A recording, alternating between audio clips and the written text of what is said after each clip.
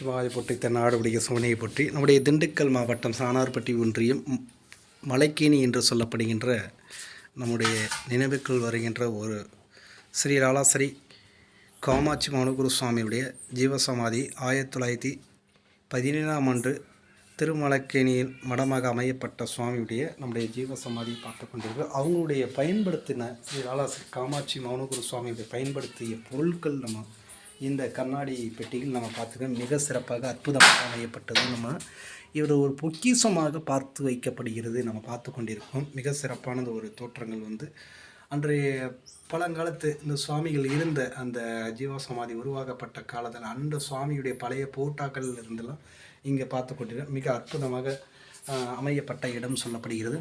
இறைவன் திருவருள் அப்படின்னு சொல்லப்படுகிறது. இறைவனை நாம் தேடி செல்வது நம்முடைய பாவவினைகள் எல்லாமே கர்மாவனைகள் எல்லாமே தீர வேண்டும் அப்படின்னு சொல்லவிட்டா நாம் இறைவனை தேடி செல்லும்போது நம்ம இறைவனுக்காக நம்ம பல நன்மைகள் செய்யப்படும் நல்லது செய்யண்டு அப்படின்னா அன்னதானமும் சரி, இறைவனுக்கு பணிவிடை செய்வதும் சரி, நம்முடைய இறைவனுக்காக சேவை செய்யப்படுறதும் சரி, நம்முடைய எந்த ஒரு இந்த கோவில் ஆலயத்திற்கு திருப்பணிகளுக்காகவும் நல்லது நம்முடைய நன்கொடைகள் வழங்குவதும் சரி.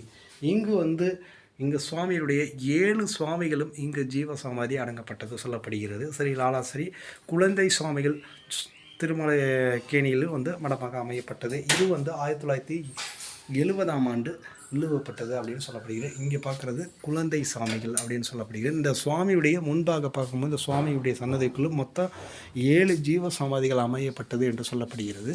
அருள்மிகு சித்தர் ஸ்ரீ லாலாஸ்ரீ காமாட்சி மௌனகுரு சுவாமி ஆலயத்தில் சிறப்பு பூஜைகள் நட்சத்திரங்களில் 2026 என்று சொல்லப்படுகின்ற இந்த ஒவ்வொரு மாதங்களுடைய நட்சத்திர பலன்களும் நம்முடைய